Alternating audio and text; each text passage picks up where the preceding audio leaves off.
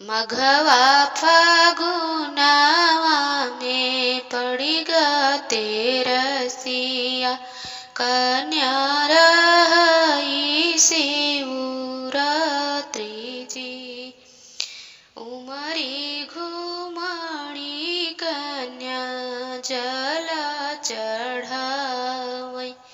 शिवजी से मांगई वरदान जी शिवजी से मांगई वरदान जी कवन मांगन तू ही मांग मांगे कवन मांगन तू ही मांग ओ ये कन्या तोहरा मांगन पूरा होई जी तोहरा मांगन पूरा होई जी मचिया ही बैठी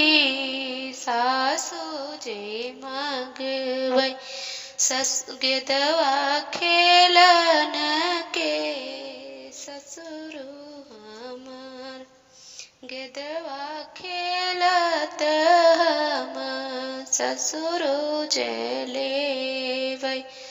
सखी सथवा में सखी दुई चारे री मघवा फागुनवा